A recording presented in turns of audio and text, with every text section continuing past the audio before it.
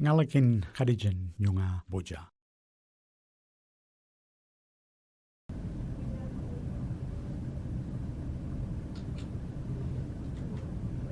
Hello, Mike Razza of the Australian Society of Orthodontists. Long time no see. The JOS is to be commended on its handling of the difficult circumstances dealt by this unprecedented event in our lifetimes. Thank you to Dr. Takashi Ono, 9th IOC Congress Chairman, for the opportunity to record my presentation for the online attendees. The ASO would gladly support the JOS in a future bid for the WFO IOC Congress. Veracity in an era of rampant industry disruption. What is the role of the ASO? The ASO CIC Communication and Information Committee has embarked upon the development of the ASO Public Education Campaign. Surprisingly, not everybody agrees that the specialty of orthodontics faces threats. The ASO Federal Council views public education, protection of the public, and mitigation of our specialties threats as its #1 strategic priority. Tonight we'll touch on the following: industry threats, challenges, and disruptors, public education, how and why, and the ASO's publication campaign, and then where to from here. Orthodontics is changing. The last 10 to 20 years has seen rapid change with the exponential development and implementation of digital technologies. What are the industry threats and challenges? There are 3 general categories: opportunists, disruptors, and other annoyances, with some crossover between them. Tonight we'll focus on these areas highlighted: orthodontists, short-term orthodontic providers, mail-order, do-it-yourself, direct-to-consumer aligners, as they represent our biggest threats moving forward. Opportunists are not true disruptors. I like the definition for the word opportunist as it seems to fit this group very well. A person who takes advantage of opportunities as and when they arise, regardless of planning or principle. There is more often than not a financial interest. Why do some dentists want to be amateur orthodontists? Maybe it's lack of business diversification in a competitive marketplace. Maybe it's corporate insistence to keep the procedures in-house. Due to a migration of dentists to Australia and the increase in the number of dental schools, there has been an increasing number of dentists. Currently, the rate of increase is around 800 new dentists per year. There's also the factor of gurus and influencers, courses and more courses, online CPD. There's also alternative orthodontic bonanza with Airways, Faces, Sleep, and TMJ out there. As we all are well aware, short-term orthodontics is a gold mine for general dentists. You can see an article in the Dental Economics in October 2008. There is no shortage of courses for dentists to enroll in here in Australia and around the world. The ASO has been proactive in providing consumer warnings regarding the short-term orthodontics. Fear of missing out, social media and YouTube. Fear of missing out marketing refers to messaging that appeals to consumers' desire to latch on to every opportunity before it slips through their fingers. Many people would rather make an impulse purchase rather than regret failing to act later. There's also Generation Me. They're entitled and overconfident. And I'd like you to refer to the Dunning-Kruger effect. This is a fun one to look up. Dunning-Kruger effect is a cognitive bias in which people with low ability at a task overestimate their ability. Now, disruptors. This is where orthodontics as a profession needs to wake up to the here and now and to the future. Top of the list are internal disruptors, which are new technologies directly changing the way we work and greatly influencing service delivery models.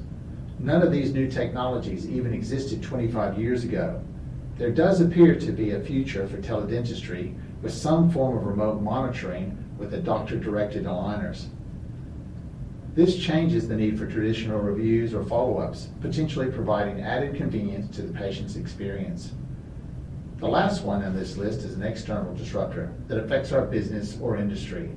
This is more like a threat. Disruptors don't have to discover something new. They just have to discover a practical use for some new discovery.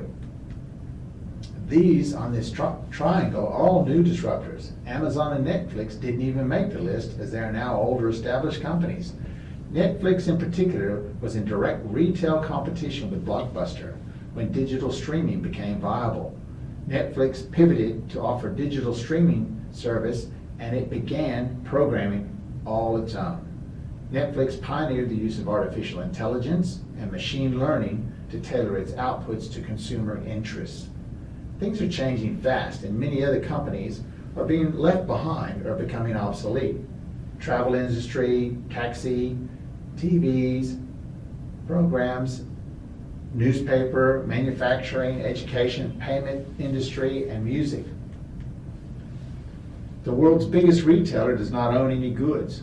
The world's biggest taxi firm does not own a single vehicle. The world's biggest media company does not create any content. The world's largest provider of accommodation does not own any real estate. And so does it surprise us that the world's biggest orthodontic company does not treat a single patient? Invisalign was the first true orthodontic technology disruptor. The first disruption was integration of stereolithography and CAD/CAM technologies combined with mass production. The second disruption was direct-to-public marketing and dentistry. The third disruption was Invisalign storefronts. More recently, and possibly most disturbing, Invisalign is utilizing data mining and artificial intelligence, exploiting the huge amounts of decision-making data and applying artificial intelligence to reproduce that decision-making information to devise a sequence of treatment for the orthodontic patient. The clear aligner orthodontic disruptors don't stop with Invisalign, and there are numerous other players in the game. As for emerging orthodontic disruptors, dental monitoring provides access to remote monitoring of treatment progress without face-to-face appointments. Dental monitoring is just the tip of the iceberg for teleorthodontics. This may provide additional patient convenience. Other emerging or external disruptors are shopfront, mail order, and online do-it-yourself aligners. This is a quote provided to me by Howard. The bitterness of poor quality remains long after the sweetness of low price is forgotten. A whole lecture could be prepared with the risk of do-it-yourself aligners. Thanks to Howard Holmes and his committee, the ASO was forward-thinking in warning the public about the perils of do-it-yourself aligners before they arrived on Australia's shores. There is value in acting proactively when it comes to disruptors. Let's try to rationalize what's happening and what's ahead. On the left are the general identifiable industry disruption risk factors, and on the right are examples within the profession of orthodontics. For example, use of outdated technology. Maybe that's braces as opposed to clear plastic aligners. Emerging new innovators and tech startups, Smile Direct Club or something similar. So other annoyances, I probably won't bother to give them or this group much airtime, as we're all familiar with them. The ASO must establish itself as the source of consumer education on orthodontics and provide evidence-based literature and provide evidence-based treatments. Here's a quote from Lyle Johnston. The problem stems from the convenient fact that nobody dies from treatment, no matter how crazy and ineffective. Everything works, so nothing matters. Angle's learned medical calling is rapidly becoming low-grade cosmetology. Critiques, no matter how thoughtful and scholarly, have little impact on self-serving, profitable fantasy. In a rapidly changing and disrupted industry, how do we differentiate ourselves? I like Howard's proposal on this. We need to focus on expertise, not the product. The more we make it about the appliances or a commodity, the less value we have. Hard-earned, high-quality training remains paramount. Our advanced qualifications and experience are a unique selling point. We have the training that demonstrates reliability, validity, quality assurance, and professionalism. We need to be recognized as the purveyors of truth and reliable information, not pseudoscience. Who's best positioned and equipped to differentiate orthodontists from general practitioners? Well, orthodontic professional bodies are. In Australia, that's the Australian Society of Orthodontists. There are numerous reasons why the ASO is best equipped to differentiate orthodontists from dentists, and the same applies for national orthodontic associations. In Australia, there are smaller groups of specialists trying to get the word out. They don't have the numbers to be effective. Here we have 4 practices in Western Australia, all promoting the Orthodontics Australia website, all sharing the united message by individual practices showing solidarity. What's the ASO doing? Well, first of all, they're heavily lobbying government and other groups for regulation. What hasn't worked? Doing nothing, maintaining the status quo, and negative campaigns. Unfortunately, the ASO experience hasn't been one of a smooth ride all the way. The CIC is the workhorse of the public education campaign. The ASO Federal Council sets strategy for the society, and the CIC have a clear directive from Federal Council to promote the profession and protect and educate the public. Keep Left are the ASO's partners in the public education campaign. Howard Holmes, current ASO Federal President and immediate past ASO CIC Chairman, has been one of the major architects of this plan. So, what has the ASO and Keep Left been doing, and what are the benefits? Before the ASO could even consider communicating with consumers on a large scale, we had a few big hurdles to overcome. These included, number 1, the brand, and how we can meaningfully connect with the consumer. The website, our collective shopfront to the world, and the audience. Who are they? What do they want to hear? And how do we reach them? We spent a lot of time setting up a solid foundation for a consumer brand campaign. Consumer insights told us that the general public didn't resonate with the term society. So we developed and launched Orthodontics Australia, the ASO's consumer-friendly sub-brand with a strong brand identity that is fresh, progressive, and resonating well with the consumers. Then the ASO had to develop a website. This is the central hub and the information wheel that everything feeds back into. The previous ASO website was hopelessly clunky and wasn't very consumer friendly. So the ASO made the decision to rebuild the site from scratch. Orthodontics Australia, getting the website right was so important because it essentially is our shopfront, our collective brand voice, and the platform through which we can properly educate the public. The site has been built as an educational repository, squarely aimed at the Australian public. It's easier to navigate and designed for mobile. We have full control over the platform and the educational content we deliver, not some overseeing company. The ASO also rebuilt the Find an Orthodontist tool from scratch, which is a vast improvement on the previous search tool. The Orthodontic Australia website is performing extremely well in terms of both site traffic and Google search ranking. The final big ticket item, which we tackled, related to audience profiling to better understand our target audience segments and how to efficiently communicate with them.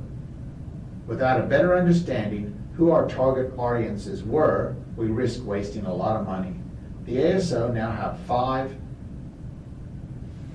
key profiles, and these are our priority audiences. Image forward, diligent carer, only the best, savvy and successful, stretched, susceptible.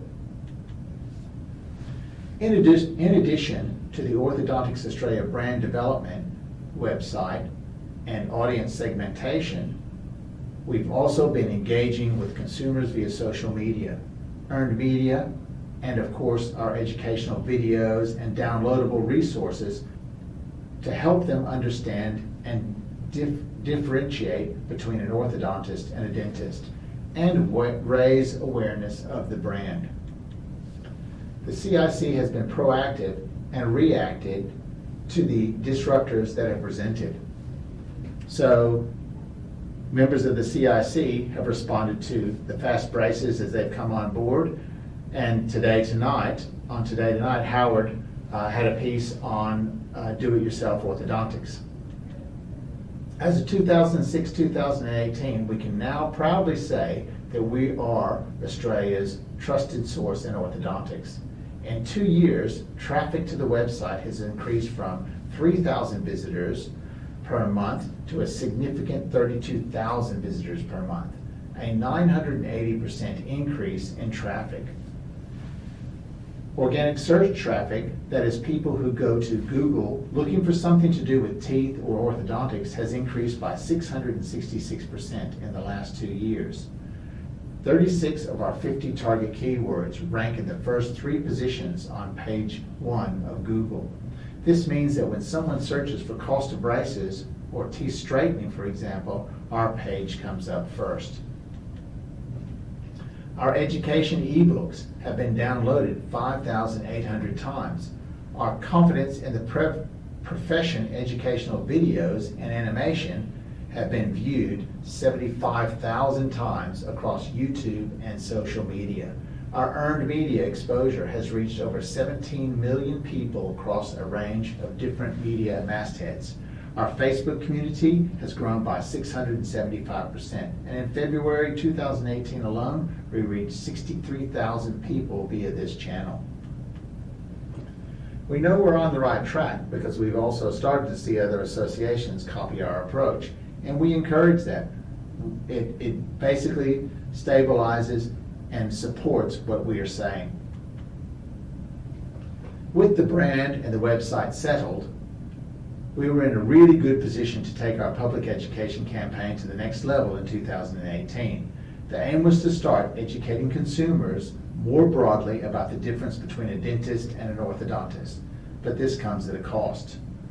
The 2018 Orthodontics Australia brand campaign, the content development alone was $95,000. The paid media budget was $150,000. The campaign overview, the long-term goal was build confidence in the profession to ensure anyone looking to undergo orthodontic treatment books a consultation with a specialist orthodontist. The brand campaign digital objectives were drive additional traffic to the Orthodontics Australia website, increase the social engagement on this issue, achieve conversations, and have people look through OrthoCheck and find an orthodontist. The brand campaign communication objectives were to educate consumers about the difference between a dentist and an orthodontist and position Orthodontics Australia as the source of truth for everything to do with orthodontics. Now, the creative territory, 3 years. The additional training and expertise that comes with an additional 3-year training was the creative point to put forward. What would you do with 3 years? Our consumer insights also confirm that consumers think they know the difference between a dentist and an orthodontist. But when probed, most were unaware that there are dentists doing short courses and offering orthodontic services. Consumers were not aware that orthodontists were once dentists before undergoing an additional 3 years to become specialist orthodontists. This fact resonated with them.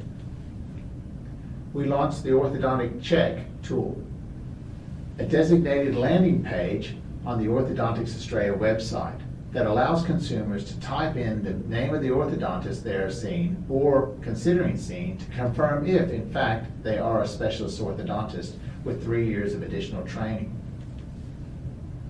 University research confirms what we already knew.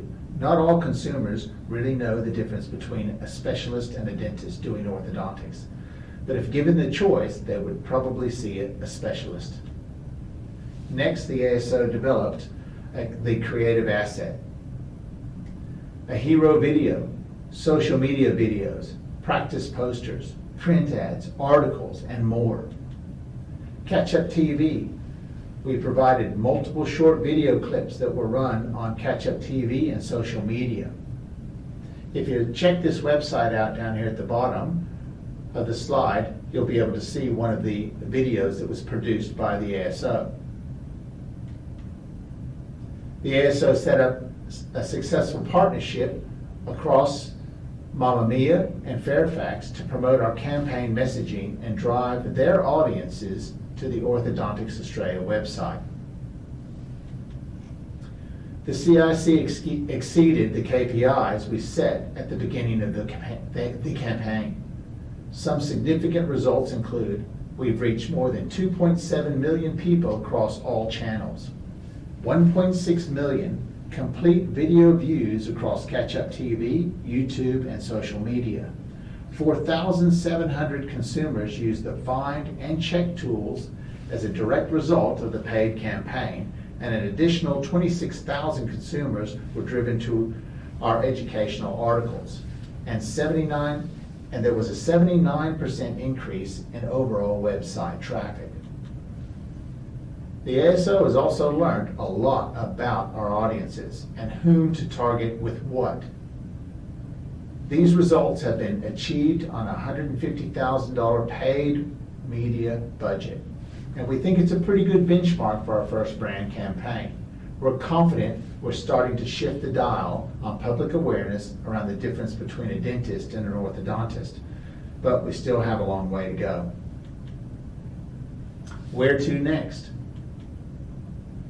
To help identify the challenges and opportunities for the ASO into the next couple of years and help inform our approach, we've undertaken an industry SWOT analysis. And the ASO has moved to future-proof the orthodontic profession. The future is planned in detail with all parts dovetailing to increase the effectiveness of the message. The timeline has been altered by COVID-19, but the timeline is still in place. And then there's the elephant in the room. What does it all cost? 2016, we started with $250,000 spent. And now in 2019, $800,000 was spent on the campaign. What is the budget in context? The Royal Australian College of General Practitioners in 2017 spent $4.9 million on branding and awareness. The Australian Psychological Society spent $1.3 million on branding and education in 2017. The cost of a full-page ad in print media in Australia ranges from $20,000 to $98,000 for short-term exposure. A billboard for a month costs between $18,000 and $33,000. Foxtel for 2 weeks cost $100,000. Free-to-air TV for a 2-week campaign will cost $350,000. Office media, presenting print and lobby screens, etc., for about 4 weeks in a city would cost about $50,000. As far as video goes, like for Catch-up TV, YouTube, Facebook, a 4-week campaign cost $100,000. In the cinema advertising, 4 weeks would cost $100,000. So, for the future, ASO's future aspirational budget, which will be up to the members to decide on the ultimate funding limits, will be moving from $800,000 in 2019 and trying to move the budget into the clean $1 million for 2020 and 2021. It doesn't take long to go from here to here. You can't sit back on your accomplishments. You must keep moving forward and stay up with the modern technology. Thank you, and I hope to see you soon in the future. Credit for the material provided today to the ASO Federal Council, Dr. Howard Holmes, and Keep Left Australia, and of course, the entire CIC committee. Thank you for your attention tonight.